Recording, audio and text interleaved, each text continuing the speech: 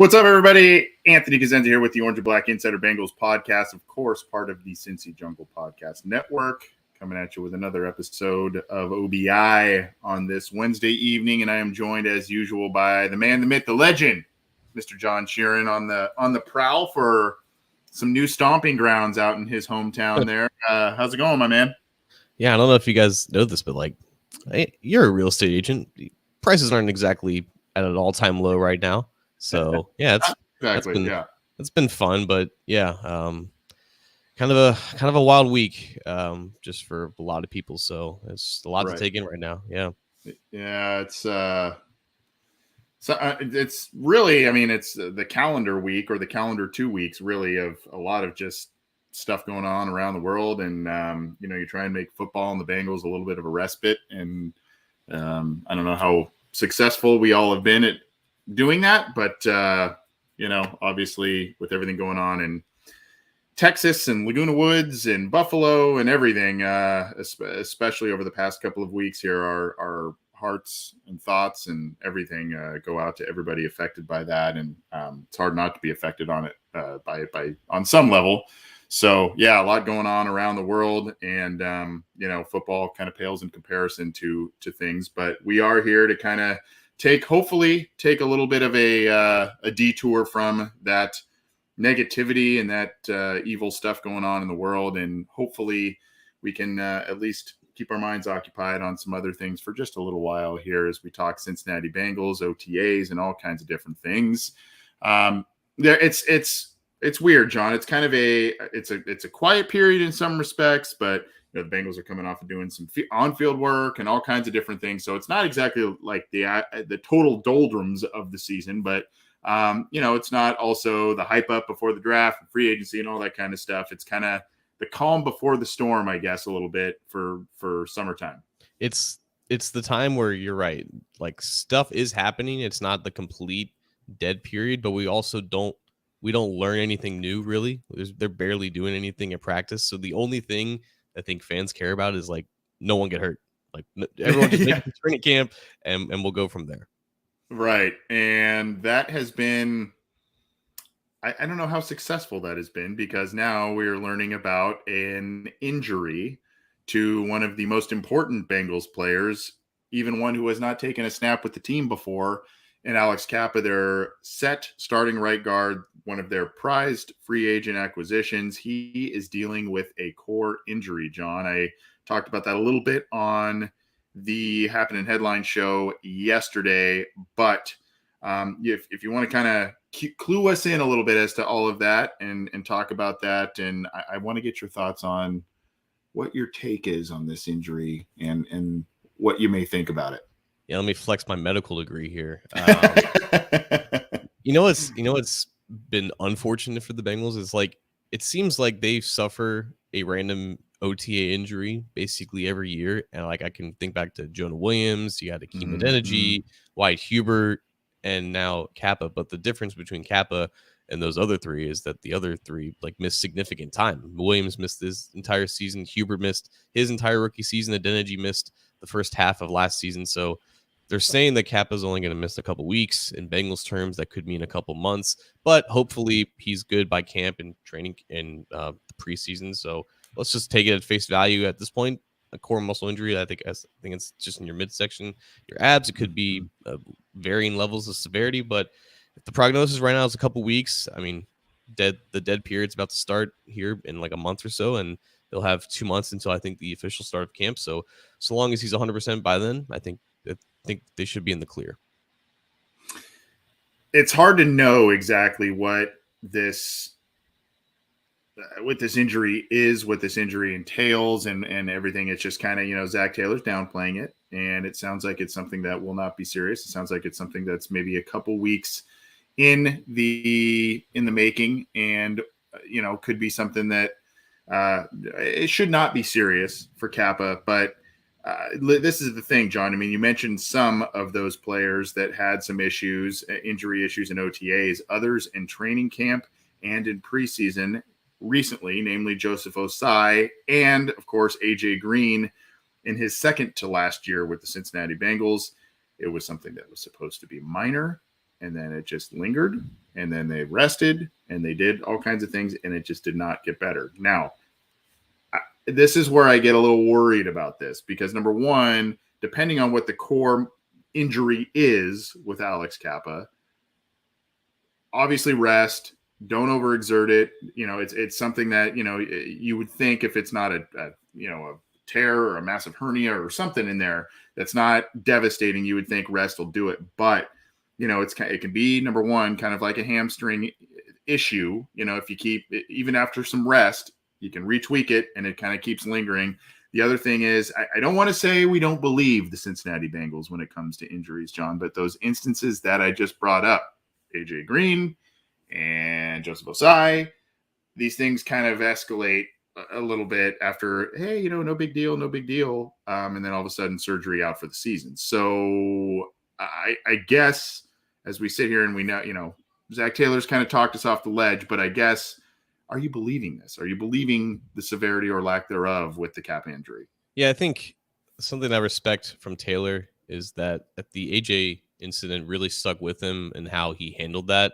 And he kind of regretted, I think, just playing it off as something that wasn't serious and like, yeah, he'll be back by a certain period of time. And I think he was on record for saying, I don't really want to do that anymore. Like, I don't want to overpromise and underdeliver in regards to an injury that ultimately he has no control over it. Like, all these things are different and they're, they have individual variables that are attached to them, and every injury is different in that regard. So I think when he talks about injuries now, he's a little bit more cautious, and he's not going to give like always the optimistic return table timeline. I remember with Osai, like it was just because like we didn't know a ton of information at the time, and I think it was that night after the game where it was like it's thought of to be like a minor knee injury, but I don't think there was like an official comment on that. And then we learned like the day after that it was a torn meniscus or something. So with Kappa, I guess he didn't practice. I guess he must have practiced last week and then tweaked something. At this point, it's May. Like, you still want to get integrated with your new teammates and whatnot. But if there's no real reason to push it, then just rest for a couple weeks and then we'll reevaluate. Because soft tissue injuries is something that also Taylor has made a very like brilliant point about, like this time of year, to not stress them, because you're exactly right. They can be re-aggravated. They can be made worse if you continue to exert yourself, and then they cost you time when the season actually starts. So, it's not necessarily a hamstring injury, which is I think what he was more referring to, but yeah, it's still something that can linger. And if you don't, rest it, if you don't treat it properly, it can affect you for a lot longer than just a 2-week period. Right. And the other the other thing with all of this is, you kind of touched on it.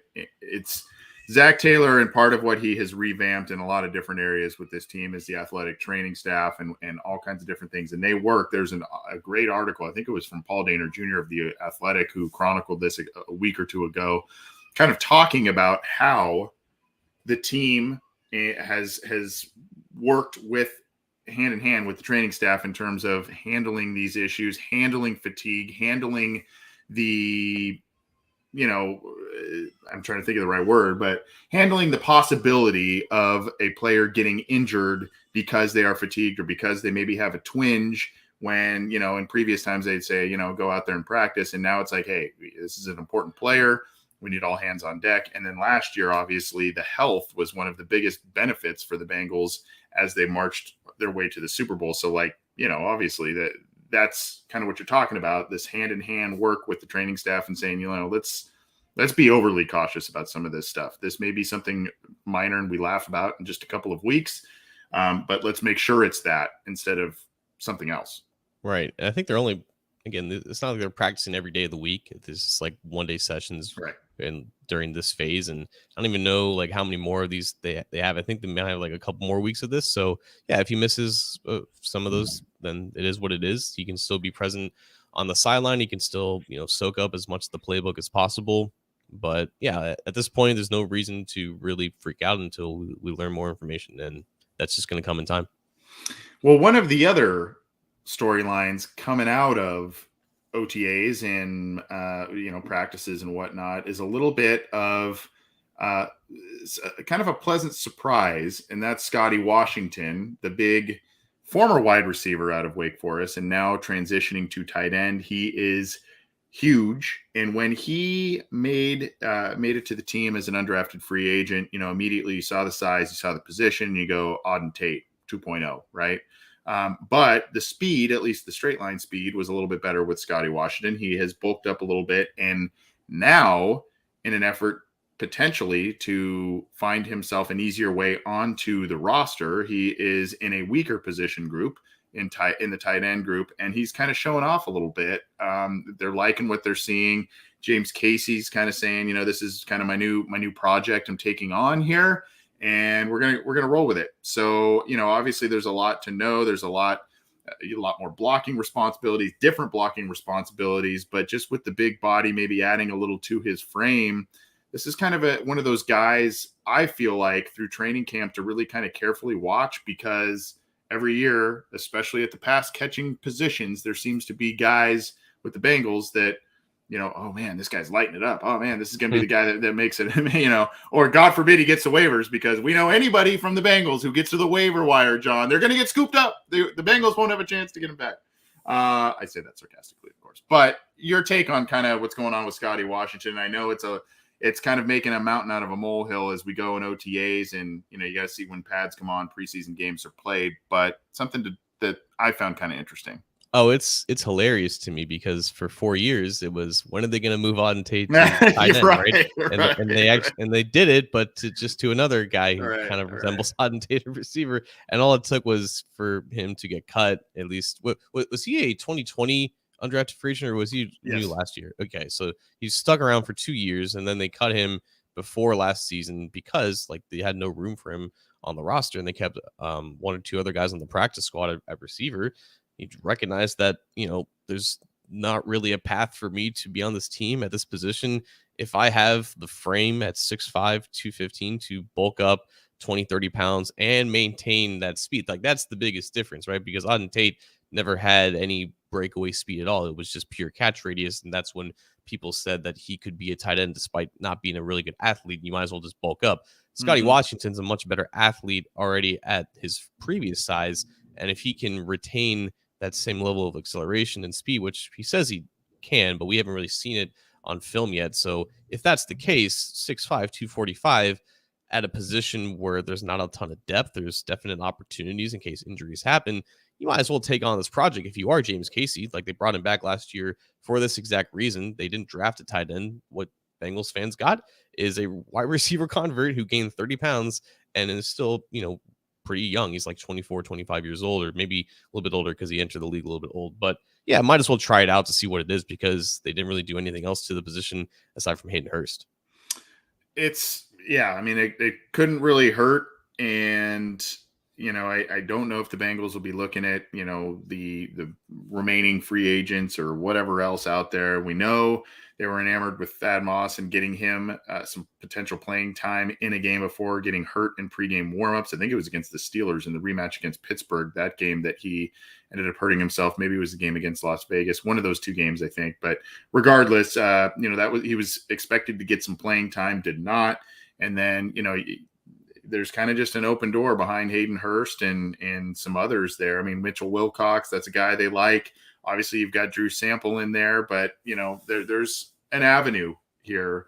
He'll have to show that he can play special teams. He'll have to show that he can help out in the blocking game and whatnot. But if the pass catching is already there, it's kind of learning the other nuances that James Casey is hired to teach him. And so we will see if, in fact, it works out. But again, one of those kind of intriguing guys as we go into training camp here. We're going to have one a little later in terms of another behind the scenes Bengals. We'll talk some about that, but that's kind of a nominee potentially for that, Scotty Washington, as well as many others. So I don't know, just one of those interesting storylines that popped up, and the story itself is on Cincy Jungle, so you can kind of read that as well as the quotes from James Casey, tight ends coach there. But I don't know if we want to put a bow on that, but Scotty Washington, definitely one of those guys, especially with so many positions on the Bengals roster already solidified, the starting positions, those back end roster spots.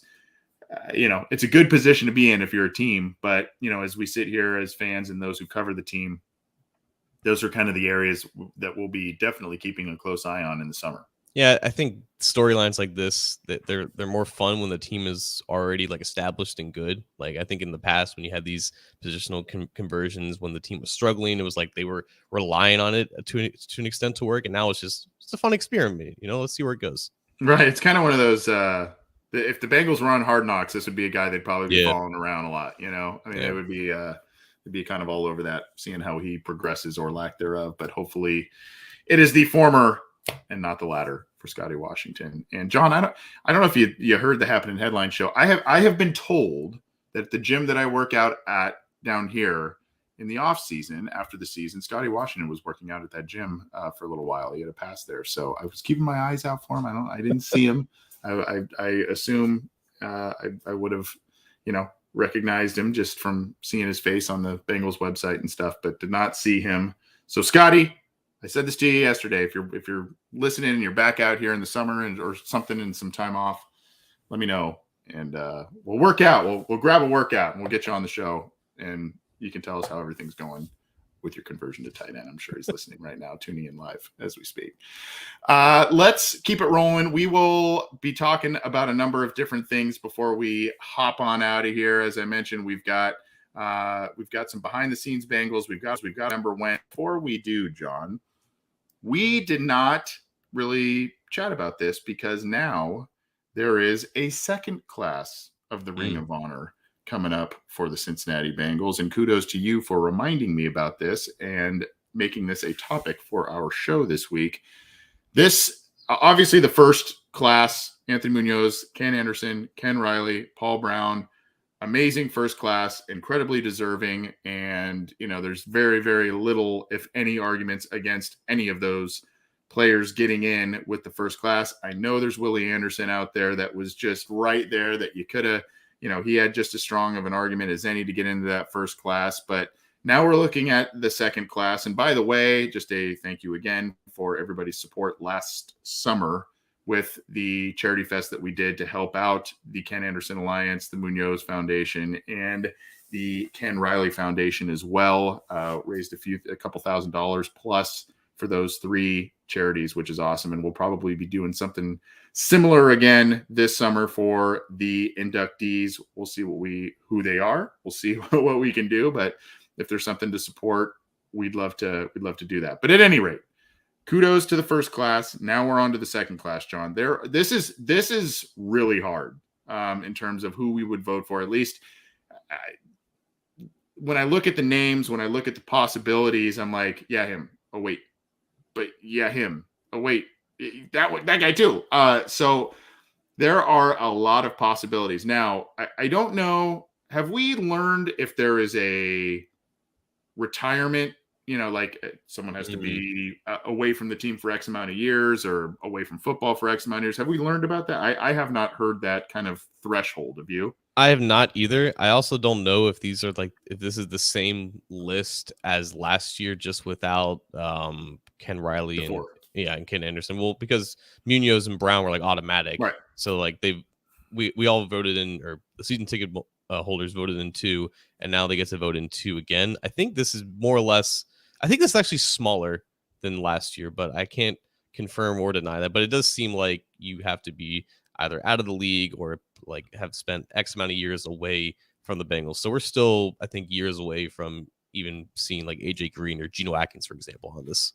Right. And those are two that definitely, AJ, I think he's still playing, right? I think he's re-signed with the Cardinals. So he's out there still playing. Geno, there was some talk that he was going to play last year, but didn't. And Whitworth just retired. So I think for that, we will, for now, I think, table those names. And we're going to try and pull up the list of nominees. But for now, we know and this is, I think we've got one here for the, so the ballot includes 15 names, essentially. And this is from Fox 19. I'll share this here, courtesy of them informing us. But, it's kind of a usual suspects. A lot of them are holdovers from, that initial first list here. Here's the list, if you can see it.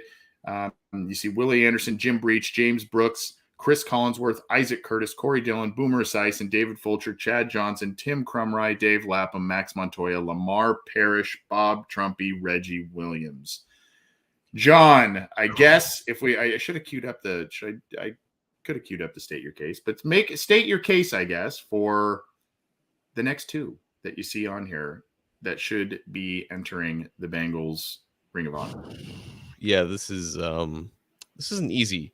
I feel like everyone is going to be different in terms of like their agenda here, because I think last year the main focus was Ken Riley passed away and he never got to witness it. So everyone wanted that for his family just because. Right. And Ken Anderson was the other, because everyone agrees that out of any former Bengal, he is most deserving to go into the Hall of Fame along with Ken Riley. Like, it goes for both of them, really. So that was, I think, more or less the agenda. The beginning of the Ring of Honor is a chance for former Bengals to get respect from the team first, so then that respect can be parlayed into national respect and then get into the Hall of Fame and into that conversation. So if we were to continue that, my two would be Willie Anderson for 100%, and maybe Chad Johnson. But I feel like those wouldn't be my two that I would go with in general, because I think there's also a very fine case to every single year include one player who played probably at least 40 years ago, because we don't want another Ken Riley situation. We want to see these guys experience this for themselves and not just after their death. So I think regardless, I would put Willie in, just because he's arguably the greatest player at his position all time. And then I think I'm going to go with Lamar Parish. Richard Skinner, who writes for Local 12, made a great point that Lamar Parish is arguably a better defensive back than Ken Riley. He was even more accomplished. He didn't have as many interceptions, but I think he was arguably one of the greatest defensive players in team history. Played in the 70s, all throughout that decade. Like, you see, a 6-time Pro Bowler. I think he probably is one of the more underrated players in this franchise, and just because he played so long ago, there's not a lot of people, at least in my generation, who remember or even know of how good he was. So I think for me, it would be a combination of Hall of Fame recognition, but also recognizing those who played in the early days so that they can see this moment while they still can. So for me, I think I would go Anderson and Parish. That is really, really, it's awesome that you mentioned Lamar Parish, because that is a name in general, for some reason, with the Cincinnati Bengals, with the fan base, you don't hear that name a lot. And it's like, why is this guy not talked about a lot? I mean, if you asked Jeff Hobson, and I hope we can get him on the show sometime, if you asked Jeff Hobson about Lamar Parish, I think, if I remember correctly, he has labeled him Deion Sanders before it was Deion Sanders. He was a guy who was electric in the special teams facet of the game, kick returns, punt returns. You can see that there. 6-time Pro Bowls? Six Pro Bowls usually gets you into the Hall of Fame, in general. So this is a guy, for some reason, and I think he's also, he's kind of not been in the limelight a lot. And I think there was also obviously kind of a animosity, or not a great ending of his time with the Bengals. He ended up being, I believe, traded away, but a guy who was just absolutely electric, again, before our times, but a guy who, especially when he teamed up with Ken Riley, it was incredible. And it was a big play on defense, looking for a place to happen, really, between those two guys. So I'm really glad you brought that up. I think the easy answer here is Willie Anderson and Chad Johnson. And I don't like to go the easy, there's low-hanging fruit route. I think there is and we'll talk about this facet in just a second in terms of some of the other guys. But for me, Willie Anderson is a Hall of Fame player that, just like Corey Dillon, like Chad Johnson, did not get the due because of the incredibly awful teams that he was on in the early part of his career. And then, you've got other organizational issues that compounded with that, but just a guy that not a lot of people knew until Marvin Lewis got there. And so when Marvin Lewis got there, the team was respectable. The team was winning games. All of a sudden, Willie Anderson became one of the top names in the AFC as an offensive tackle. So, and then of course you've got the premier right tackle in an era where it was all about the left tackles, right? And it was just those true blindside protectors and nobody talked about the right side.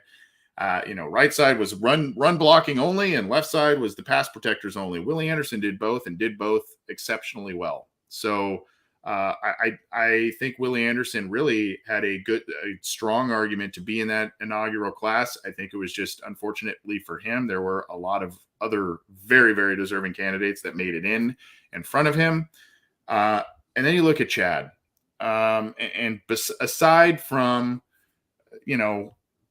what he did on the field, we're talking about, you and I have kind of talked about now with the Bengals and Joe Burrow and Jamar Chase and T Higgins and how the Bengals are cool again, right? And that, who made him cool really in the first place? And folks who were not really into the Bengals for a long time. It was Chad. Chad put him on the map for a lot of different reasons. And if you look at, this is Pro Football Reference, Cincinnati Bengals career receiving leaders, career leader there, career leader in touchdowns. Career leader there. All the major categories, receptions, yards, receiving touchdowns. Just barely by getting with AJ Green there, but there were some issues towards the end of his career, obviously with the Bengals, but you can't deny what Chad Johnson meant to the team off of the field in terms of getting them national exposure at a critical point in the franchise's history. Again, when Marvin Lewis took over, and they were so close to doing something great, and he was a part of a couple of the rebuilds that Marvin Lewis was a part of. You can kind of look at 3 rebuilding projects that Marvin Lewis took over. I would argue it was obviously in 2003, and then again in 2009, and then again kind of in 2011 when Andy Dalton took over. He was a big part of both of those 2003 and 2009. He made Pro Bowls both of those years, and had 1,000-yard season both of those years. The Bengals made the playoffs in 2009, almost did in 2003, and then of course did so in 2005. So there are a lot of guys on this list we'll talk about more in just a second, but to me, it's the low-hanging fruit this time around. It's Willie Anderson and Chad Johnson. That's totally fair.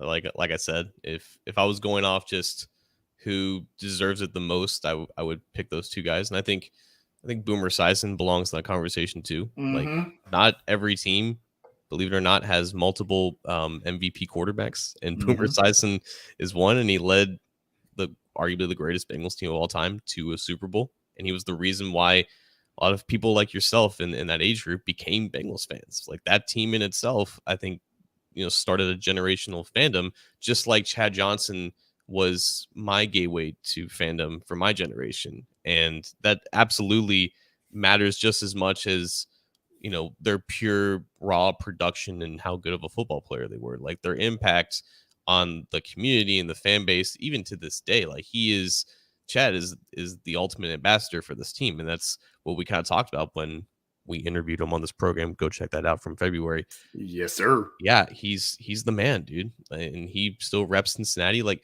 I know that he doesn't criticize any team or player. Like, that's his whole thing. He's just a man who has ultimate love for everyone, but he genuinely does love the Bengals. He loved his time here. He loves what they've become now, and it's just nothing but that great positive energy that comes from it. So I know Chad will eventually get in. Like, I'm not worried about him getting in, I'm not worried about him waiting too long for him to get in. I think when he gets in, though, he will definitely headline whatever 2-person class that is. And maybe almost selfishly, I want Willie Anderson to maybe. I know that would suck for Willie, right? You know what I mean? Because, like you said, like, he started his career in the late 90s with the Bengals. Awful, no recognition, of course. And he was one of the few from those teams that made it out and lasted up until the Bengals were, decent again. And he was still elite. Like, right? Like, Corey Dillon had one good year after he left the Bengals in 2004, 2005 with the Patriots. But some of the best years of Willie Anderson's career was when the Bengals were decent and when they made the playoffs in 2005. And also the fact that he played, 99% of his career in Cincinnati helps too, which might hurt Lamar Parish ultimately because he did have really good years, I believe, with Washington towards the end of his career, and that just adds to his overall resume as a player in general, just beyond just what he did with the Bengals. So that may keep him out of the Ring of Honor. Maybe had no fault to his own, but yeah, if I were to add 4 in total, I would definitely add like Chad and Boomer to my list. But yeah, there's no argument against any of those 4, to be honest. You know what's an interesting thing? I want to go back to your point about Boomer. I hear so often, and maybe it's the recency bias, but and it has to do with the fact that they actually were successful in the Super Bowls. However, I hear all the time about how lucky and fortunate the Green Bay Packers were to have back-to-back quarterbacks that were MVPs and took them to Super Bowls and all of the wins and all of that. You go back to your point about not many teams have 2 quarterbacks that have MVPs back-to-back. Ken Anderson, Boomer Esiason, both guys led the team to Super Bowls, losses albeit, but not a lot of people talk about the fact that the Bengals were in a very fortunate situation to have 2 franchise guys back to back, lead them to Super Bowls, get MVPs, and be 2 of the better quarterbacks of their respective generations in the league. 100%. Like I don't really know if Boomer's Hall of Fame case, it doesn't get like as much run as Ken Anderson, and I don't really know why. Maybe because Boomer is still in the national spotlight, and also to his credit, like he's not biased towards the Bengals, but he sticks up for them on CBS, especially when Bill Cowher, shows his black and yellow kind of bias a little bit. But I think Boomer goes kind of under the radar for some of the work that he does with the Bengals still. Like I think he interviewed Burrow for CBS towards the beginning of the last season, so he's still around from time to time, and I think he still values what he did in Cincinnati, and I think he should get a little bit more appreciation for the things that he's done since he stopped playing. I think, unfortunately for Boomer, I mean, you look at the passing yards, the passing touchdowns, the MVP, Super Bowl appearance, and you say, there's a lot there on the resume that could be deemed Hall of Fame worthy. I think with the exceptional, he had a big handful of exceptional seasons with the Bengals. Unfortunately, there was a lot of other mediocre seasons with the Jets and with the Cardinals and other, so I think, with the sample size of really, really good seasons that he had and playoff appearances and all of that, I think, unfortunately, people outside of the Bengals circle maybe look at that and say, yeah, but there's also a lot of meh in there too. And I hate to say that because I love Boomer, but, I mean, it's more of a I think some of his stats are viewed maybe more as of a, time in the league thing or a, whatever you want to call it, a longevity thing instead of, stacked outstanding seasons after outstanding season. I don't know. That's just maybe what I. But if he had won that Super Bowl, I think that's a different. Yeah, totally different. Yeah, right. Especially who he would have beat in Montana. Just to kind of continue this conversation here. Of these Ring of Honor, I think there's 15 of them. Of these Ring of Honor nominees, and we've talked about a bunch of them, and we gave our next 2 basically. Who in your opinion is not being talked about enough, either to get into this class or just in general, not really what maybe they played a while ago or what have you? What player in your estimation that is on here going, this guy needs a little bit more of a spotlight? Well, maybe it's because we haven't mentioned him. But I have seen other people mention him, Isaac Curtis, just because of he literally changed the game of receiver. And there's another guy who played in the 70s, and his career is overlooked because he didn't win 4 Super Bowls like Lynn Swann, even though they played at the same time. And Isaac Curtis was arguably a better player, but again, a guy who's in his 70s now and meant a lot for those first good Bengals teams. And, his connection with Ken Anderson was obviously very evident. So yeah, for a franchise that, I mean, we talk about the quarterbacks, but like receiving talent for the entire 55 years of this franchise's history has been insane. And I feel like Curtis was the first really good one who ended up, playing the majority of his career with the Bengals. So he would be, a guy that I would definitely vote in within the next few years. So I'm not going to put. So we're looking again at Pro Football Reference. You see here, third leading receiver in an era that passing the football, especially deep down the field, was not even anywhere close to what it was in Chad Johnson and AJ Green's era. As the 416 receptions again, same deal. Touchdowns, I believe he is. Yeah, he's fourth there. Pickens leapfrogged him a while ago, but fourth with 53. So I mean, yeah, in an era that was not, all about passing the football. I would restack this here, but I think we'll get some people who have like 4 catches that have for like, a massive amount of yards per reception. But I mean, when you look at the yards per reception though, John, 17.1 for Isaac Curtis, 13 for Pickens, 14.5 for Green, 14.4 for Chad, a guy who was known for a lot of deep balls and a lot of big plays, 17.1 yards per catch average, playing in the 70s and 1980s, John. That's an eye-popping stat. And I'll have to pull up the tweet, or you can go look back at it. But I pulled up kind of a stat comparison between Isaac Curtis and some of these major areas and Drew Pearson, the Cowboys wide receiver who finally made it into the Pro Football Hall of Fame, I believe this last class. It's neck and neck, man. I mean, it statistically, it is neck and neck. There's no denying it. And the fact that he lasted 12 years in an era where receivers were beat up, he was so beat up early in his career that they said, hey, lay off this dude a little bit. And then he averaged 21.2 yards per reception in 1975, is one of 4 Pro Bowl seasons. Yeah, there's a lot to love about Isaac Curtis. And I think a lot of people have a lot of great things to say about him as a person too. Like, there's so many great arguments for these guys. I see a lot of support for Tim Crumry in the comments section. Of course, he's always going to be a legend for what happened in the Super Bowl and the fact that he also played a long time as well. You got Max Montoya and Dave Lapham, I guess. Mo Egger brought up a great point about this. I feel like Dave Lapham shouldn't have to be voted in by the fans. Like, I feel like the Bengals should just make him like a separate member. Yeah, exactly. Because as far as like a career lifelong Bengal, like Dave Lapham is Mr. Bengal. He's the most biased media member in the history of media, but that's what he does. So yeah, we love Dave. We love Lap. This is funny right here. Look at the games played, most by a wide receiver or tight end, really, in Bengals history. Games played. So you talked about a guy who just, aside from production and doing things that were not done in an era of football, from a statistical standpoint, just playing that many games, like you said. Defensive backs were able to get away with a lot in that era as well, in terms of contact and all kinds of things. So yeah, Isaac Curtis playing 167 games. By the way, look at our guy Munoz, 7 career receptions, 4 touchdowns. Love it.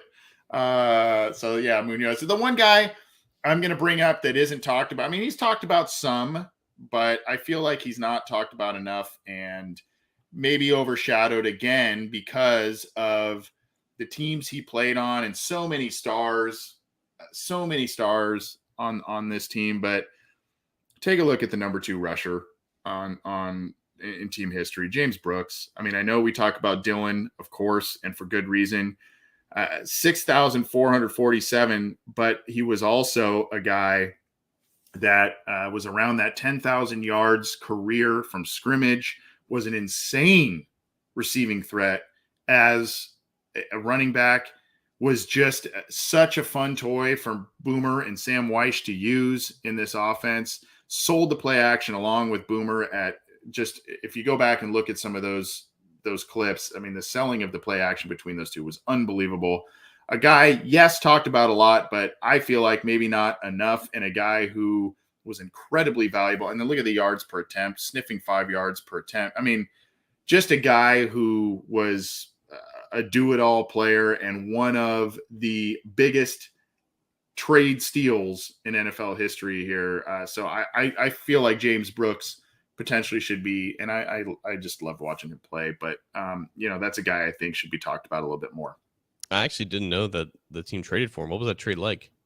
It was for Pete Johnson. They traded right. Brooks was with the Chargers, and they, the Bengals said, at that point, Pete Johnson was kind of towards the end of his career, had a productive one with the Bengals, and they just said, let's trade this one out.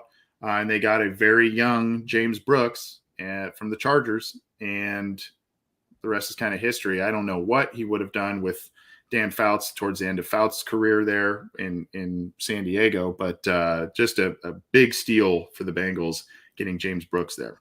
And then just paired him with another big back by the name of Ickey Woods. So Oh yeah.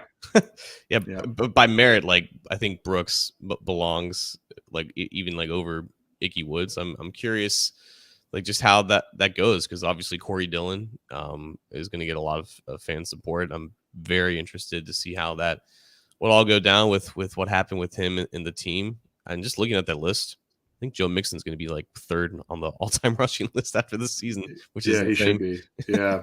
Yeah, he should be. And then there's others that aren't listed there. And we'll wrap this part up in just a second here. But a little surprised that Carl Pickens.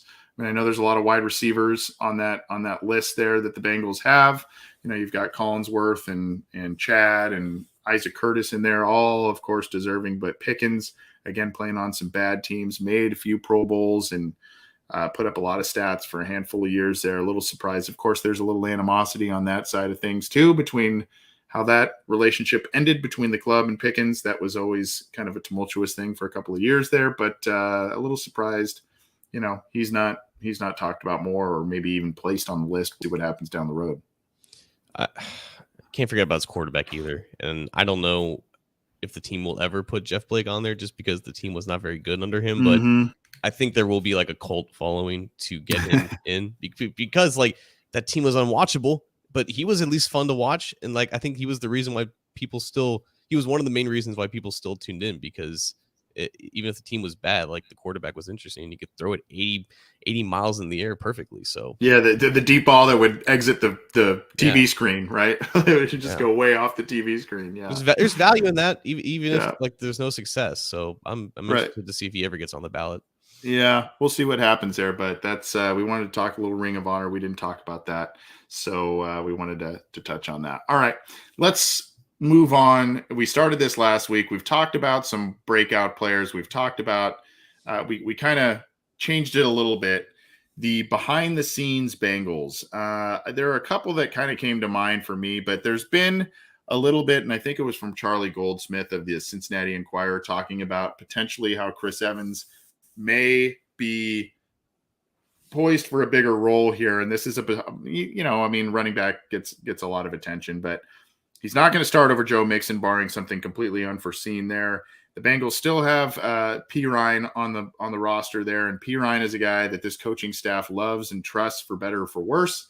And so, I think in some moments, P. Ryan has overachieved in terms of what fan expectations were at some points, but there's some other moments where you go, oh gosh. But he's a guy that the coaches really like, and he's stuck on this roster really since I think that Seattle game. He started the first game in Zach Taylor's career. He was activated then, and then kind of stuck with the team since. But Chris Evans, a guy, John, that's kind of coming to mind for behind the scenes Bengals, and what I think about with him is now his role may expand, because here are a couple things.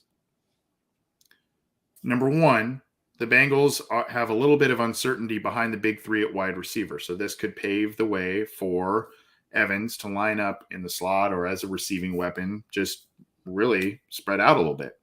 Number two, the Bengals have shored up the offensive line, so Evans is conceivably not going to be relegated to a lot of pass blocking duty, blitz pickup duty, all of that with a shored up offensive line. You would hope. He'll still probably do some of that, but with that, he was actually a pretty capable blocker when you saw him in that facet, asked to do that last year. So I don't know. This could be a guy now all of a sudden that's just an added weapon. I don't want to say necessarily Gio Bernard-esque, because Gio had a high-profile role right away behind Ben Jarvis, Green Ellis, but still a guy that could be a nice outlet option. Some weakness at the back end of the tight end group, some weakness at the back end of the wide receiver group, and now you've shored up the offensive line. A behind-the-scenes Bengals player this year could be Chris Evans. That might be a nice surprise in year two.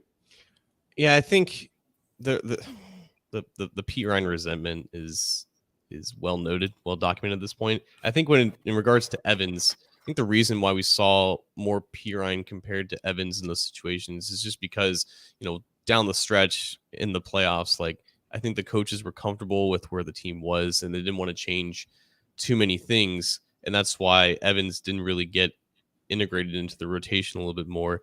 And also because like they were still running the ball at a decent clip because they weren't trusting the offensive line. And that required in their mind for P. Ryan to kind of spell Mixon more in some of those, running situations, and then just have P. Ryan just be your main, third down back in pass protection and even as a receiving option. So because of where the rotation was with where the season was, I think they weren't too comfortable implementing a rookie into that spot if he wasn't already there at the beginning of the season compared to like Giovanni Bernard when he was a rookie. Like he was immediately the number 2 behind Ben Jarvis, and he made an instant impact. And I think a lot of people saw that for Evans, but they had trust and belief in P. Ryan. Now that there's an off season separating the Super Bowl and Week 1, if Evans isn't the number 2 now, I think that is the time to worry. But I think because there is now a period where he can show that he's improved, that he can validate whatever trust they have in him now compared to P. Ryan, I think this is the opportunity for him to get on the field more and to get the snaps and the targets and the touches that a lot of fans wanted from him at times last year when P. Ryan wasn't doing very much. And also, I think because Mixon won't be running the ball as much, I think you will see naturally less P. Ryan in general. And maybe that gives Evans a new kind of role to be more involved in the passing game, like you said. So I think just with now, there's a fresh view of this offense and how much more it can open up. And the fact that Mixon will be used a little bit less naturally should pave the way for Evans to be on the field a little bit more. And hopefully, because he is a very versatile and athletic player, they can utilize him. And honestly, like that athleticism, it just gives him an inherent advantage over P. Ryan, even if you aren't fully even if you still think that P. Ryan is more capable of handling assignments, that athleticism is an advantage that they can't just let rot on the bench.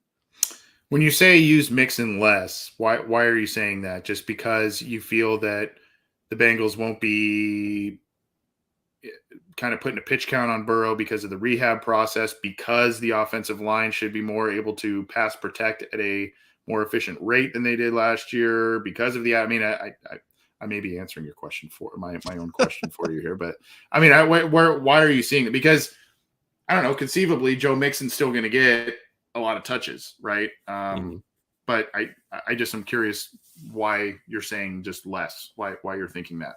Well, yeah, like I think naturally because they based the offense in the early part of the season around just running the ball because they couldn't trust the offensive line. They wanted to protect Burrow. So I think naturally that isn't going to be the case, at least in the beginning parts of the season. Now, if they're in comfortable positions every single week and they're running the clock out, naturally, yeah, Mixon will get the load, and he might average at the end of the season still like 17, 18 carries a game, which will give him close to 300 for the season. So that might still happen, but I think you will see an increase in early down passing and just passing earlier on in the season in general compared to last year when they were amongst the league leaders in early down rushing. So I think that's where I'm kind of getting that.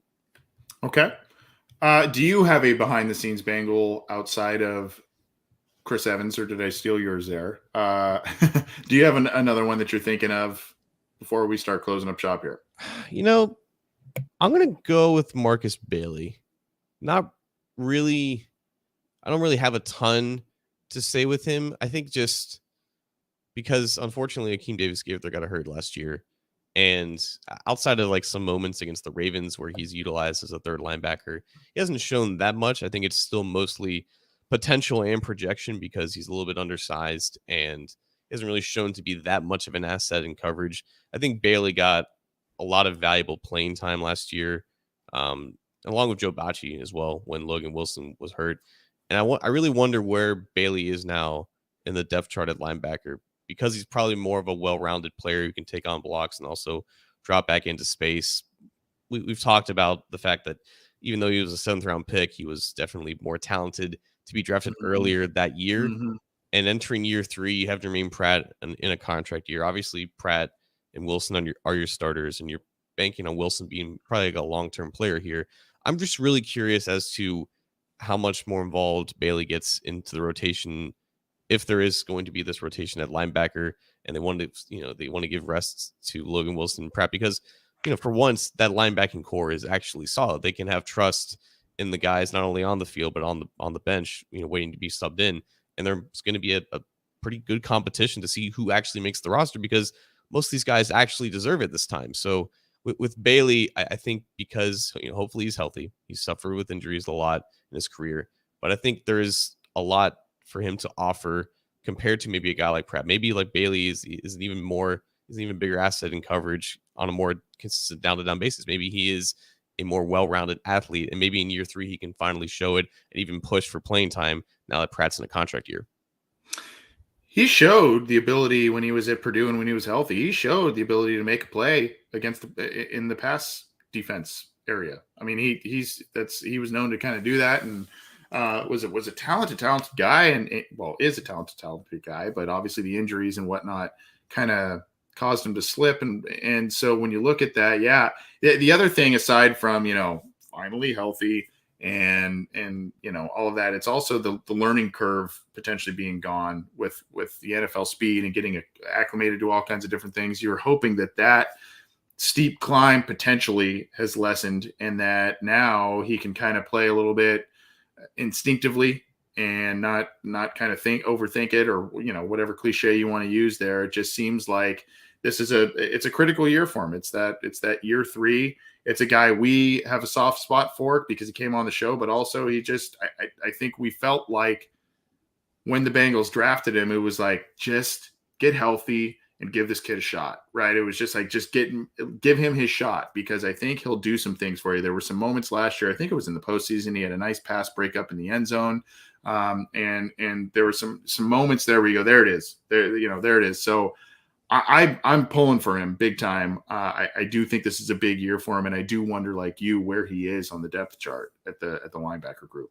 Yeah, I feel like he was one of those first guys, because that was year 2 of Zach Taylor. That was his second draft class. He was one of those first guys that you could like tell, like, this guy embodies the person that I think Taylor's looking for. Yeah. And he was like a joy on our show, but I think just in general, like his attitude and his approach to the game, I think it's going to allow him to last in the league for a long time. It's going to allow him to develop great relationships with whatever coaching staff he may end up with if he ever moves on from the Bengals. I think he's got a good relationship with them now, and I think that should allow him to get more opportunities, and opportunity may be all that he needs, because I think he's got the talent. Yeah. So behind the scenes Bengals that could be thrust into some bigger roles based on what we've seen in OTAs and other circumstances.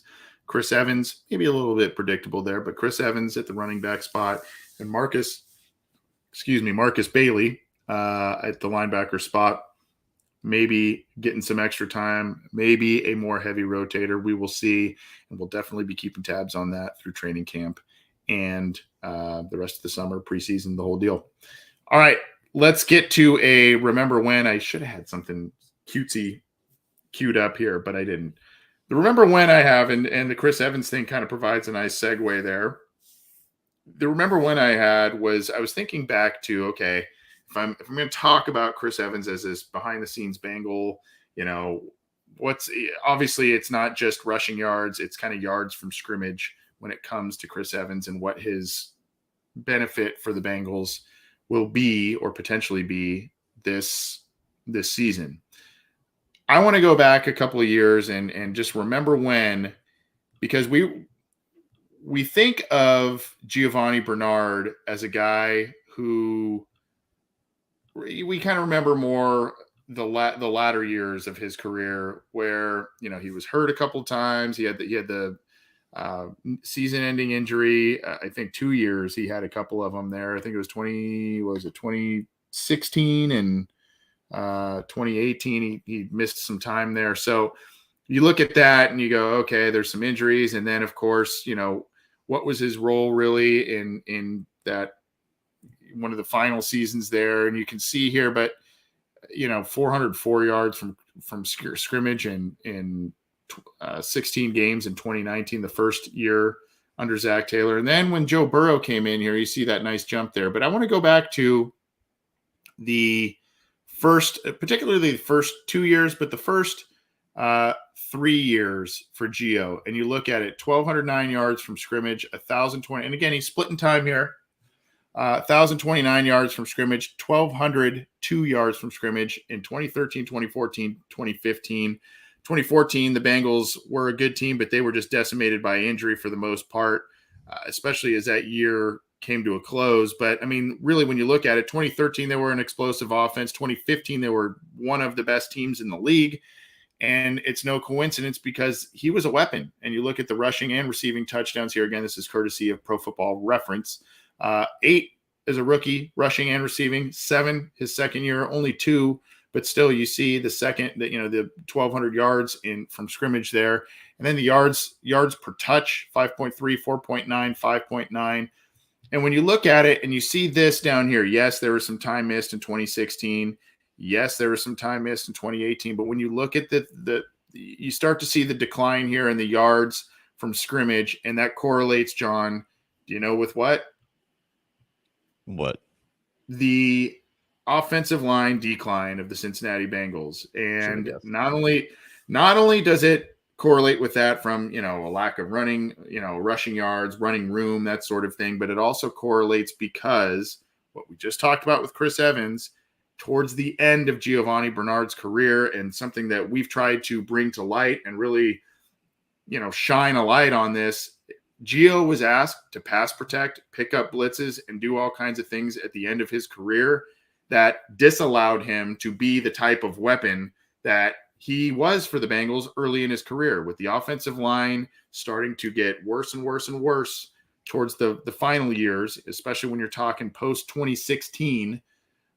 You're seeing a lack of impact from a guy like Gio, who can affect things as a receiver, as a running back, do, multifaceted weapon. We're hoping, and why am I bringing this up? Remember when he had over 1,000 yards from scrimmage his first 3 years, even when splitting carries, the Bengals had a really good offensive line in those. You had Andrew Whitworth, you had all, Clint Bowling, and you had all these guys in there that were doing great work. And so at the end there, no Kevin Zeitler, no Andrew Whitworth. The line was a mess, and Gio's impact was not as high as it was early in his career. And so this is why I'm correlating this with the Chris Evans thing. This is why I am hopeful, not necessarily 1,000 yards from scrimmage for Chris Evans this next year, like we saw from Gio, because of questions on his role. But this is why I feel like, again, Chris Evans could have a high impact, or a much higher impact than he did as a rookie, in multiple facets, because of the additions of Kappa, Lael Collins. You've got Jonah Williams. You've got Ted Karras now. I mean, all of that just allows the Bengals offensive flexibility and creativity with a guy like Evans. I think back to those early years with Gio, like there's a clear case of, hey, we need to draft a player who can do this and this, like just catch the ball in the backfield, provide a little spark. And that's exactly what he did. Like he came in immediately and did exactly what he was drafted to do. And while he did have a ton of receiving production over the course of his career, it felt like it was his rookie season where he was like the most correctly utilized as a receiver. And as his career went on, it became like less and less frequent, or maybe like less and less creative. And it was less seeing him catch the ball and make a guy miss with space. It was more of just Andy Dalton kind of sacrificing him to the flat with a swing pass, and he would immediately be met by It's predictable. I remember there was one specifically against the Colts. I'll never forget it. I'm like, if I was Gio and like Andy threw me that ball and immediately I get like destroyed by a defender, like I'm not looking at Andy Dalton for like a week. Like you just left me out there to die. And it was really sad. I actually vividly remember the play that you're talking about. I'll never forget it. I'll never forget it. I just wish they would have utilized him a little bit better as his career went on. But I mean, is Giovanni Bernard going to be one of the last running backs to sign 3 multi-year NFL contracts? Rookie year, he got extended 2016, then he got extended, I believe it was 2019. I know the Bengals cut him, but like 1 year before his contract expired. But then he got another contract with a really good team, with the Tampa Bay Buccaneers, and they utilized him pretty well for being like close to his 30s. So those first 3 years were special, and I really wish that we saw a little bit more of that. But that's also kind of the reality with running backs, and most of them, you don't really see them be that effective beyond, the age of 25, 26. And, hopefully for the Bengals' sake, that Mixon's more of the exception. Yeah, I mean, man, was it 2014, that game against Miami, that ridiculous play he had there where he ran all the way around the field? Oh my gosh, that was just something where you're like, dude, what is it? This is video game stuff. So yeah, and one of the guys I think while he was known as a fan favorite and a guy that, was productive, I still think that when you really dive into the weeds of Giovanni Bernard and look at what he does on film and what he did on film, you'll go back and go, this guy was underappreciated because, he actually was a better in between tackles runner than a lot of people gave him credit for. And like you said, John, he was a guy that you saw glimpses of it where you would line him out in the slot every once in a while. But as the team fell apart in many facets, those predictable passes out in the flats that just got him lit up or were incompletions or lost yardage or whatever, those became more and more frequent. And it was a shame to see because it was kind of a little bit of a waste of who he was and what he could do on the field. So at any rate, I was just thinking about Chris Evans in early years of Gio, and I'm hoping that the Bengals and this maybe a little bit more creative, offensive-minded staff that the Bengals currently employ on the coaching side of things will utilize Evans to some of those strengths, and we'll see some fun things there. So that's the remember when. Let's drop the mic and get out of here. What do you got for us, John? Yeah, I didn't really know how to really address this. I know we had I think we had some questions about Jackson Carman because he was, I think, interviewed or at least was able to talk to the media for the first time this offseason. And I really respected the way that Cleveland media handled Deshaun Watson's opening press conference. Like they understood what that was. They understood the moment and they didn't really let up. And I wasn't really expecting the Bengals beat to, go for 20 minutes asking Jackson Carman about reports that came out last month about what happened during his time at Clemson. But I think I was expecting at least one question, and it never really came up. And I'm just really curious as to why.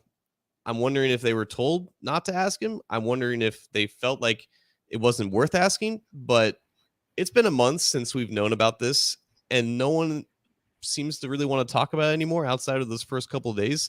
People are more concerned about if Jackson Carman is in shape or if he's going to, win out the left guard battle because people are still caring about the offensive line. But people still care about this. They still realize that it happened. And I feel like it deserves at least one question for Carman to see if he has anything to say about what the reports were. And he can say no comment, but I feel like it's got to be addressed at least once by someone who has access to do this. Unfortunately, we don't have access into the locker room. And, thankfully, these reporters have this access that, they used to have before COVID. And hopefully we can get a lot of great stories out of these players. Cause I feel like that's the main thing that, beat writers get to do. Like they get to be the voice for players and they get to, share their stories that they want to tell us. Right. Because we only know them as players. We don't really know them as human beings.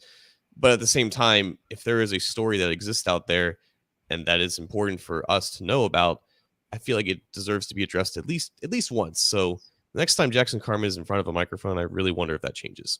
That's a good point. I think we would have obviously heard more about his time with the media had this question been asked and the response that he would have given. I can't speculate. I don't know why. I don't know why this occurred or did not occur. My thinking is that maybe they were, the media members were instructed maybe to dodge that subject. I can remember it's not the same degree of an issue, but I can remember interviewing, I guess this is a little bit of a peek behind the curtain. I can remember interviewing Dre Kirkpatrick for Cincy Jungle when he was, I think, in his rookie year or second year. And before I got on the phone with him, they said, don't ask him about his injury status at the time, because at the time he was hurt. So don't ask him about an injury update or anything like that. And I said, okay, I won't. I don't know if something similar occurred. My guess is maybe, but I don't want to speculate. I don't want to, put that out there and say this definitely was this or whatever. But the longer this goes on, the more questions linger, right? I mean, that's kind of the issue with it. And it was a bad and surprising story that came out of seemingly nowhere. But I mean, apparently some people seem to have known about it or teams heard about it, I guess, going into the draft process. I don't know. But yeah, I don't have a good answer for you as to why that would have occurred, but I'm in agreement with you. I think, this at some point needs to be addressed, whether it's, whether it's confirmed as a non-story, whether it is, I don't know. I don't have a good answer for you, but it is a good point you bring up. Yeah, I mean, I didn't expect anyone to really have an answer because ultimately we don't know. It's just that, at least from my perspective, the more that you try to pretend things don't exist or they didn't happen, the more that we will continue to, wonder why it isn't being discussed. And I think the more that it lives on, and I think objectively speaking, the Bengals would like this to not be in the topic of conversation anymore. So I think they're going to continue to not really discuss it. But unfortunately, I don't think that's going to help really push it away if it's not addressed at all. So it's going to be, I guess, interesting to monitor because, again, we don't know a lot about it. Yep. Deborah Chandler here on the Facebook chat. 4 simple words that sums it up well. Elephant in the room. That's about right. So we'll just have to play the waiting game a little bit, it would seem, and hopefully we get some clarification on what's going on with that whole situation there. But we gotta wait and see. I don't have too much aside from a couple of kind of promo stuff. One is a shameless self-promotion, I guess, because I was on an appearance on this show, Houday Nation at WDN today, Josh Isles.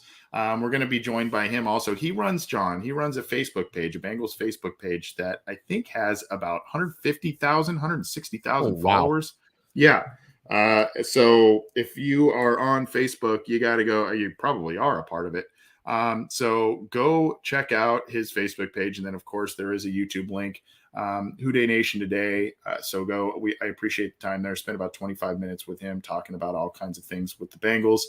And our guy, Bengal Jim, shot this over to me as well. He has a number, if you remember, John, he had the Jungle to the Hall last year where they marched to the Hall of Fame, and Willie Anderson was there. And basically it was it wasn't like a threatening thing or anything, but it was like hey, give the Bengals recognition. We need more Bengals in the Hall of Fame. And it was a cool event. So he's got a second one that he is kicking off here, Jungle to the Hall 2, and that is on. There's an Eventbrite link. I'll get that to you here, as well as the YouTube link for the show that I mentioned with Josh. There's the YouTube link in the live chats, and then I will pin the Eventbrite there for Jim's Jungle to the Hall 2. So thought I'd just give a little shout out to them and let folks know what they're doing there. But that is about it for us. Anything else, my friend, before we hop on out of here? Yeah, I got a plug as well. I was on with my buddy Greg from Our Lads for Prime Sports Network to talk about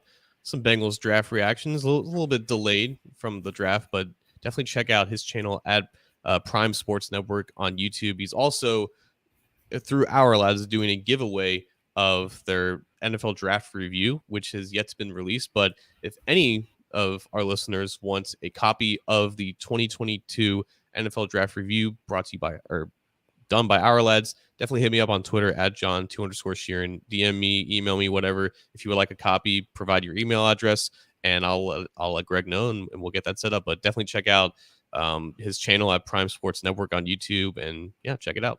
That's awesome. Our Lads is a very well known and well respected draft outlet. So that's awesome, man. And then, of course, we've got just to kind of tee up the next couple of episodes, we'll be having some guests and whatnot to varying different areas of things. And what we're going to try and do is get a pulse on the AFC North. So we've reached out to some great people who cover the teams within the AFC North to get a recap on how things are going, to get a handle on OTAs and their draft classes and all that kind of stuff. So we're going to set those up. And in the next few episodes, we're going to be bringing on some special guests to that end to talk about the AFC North and what's going on around that. We've got, some great, some familiar names, maybe some new ones. We'll see, but we're getting that queued up for you as well.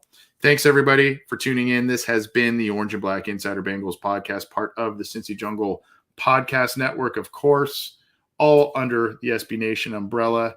You can get this show on YouTube. There's beneath John and that SB Nation logo there. You can click the show icon to subscribe, click the bell to be notified when we go live, when new content's available. You got to give a thumbs up on the Cincy Jungle Facebook page. And then, of course, if you like the audio side of things, iTunes, Stitcher, Spotify, Google Podcasts, iHeartRadio, we're on all of them.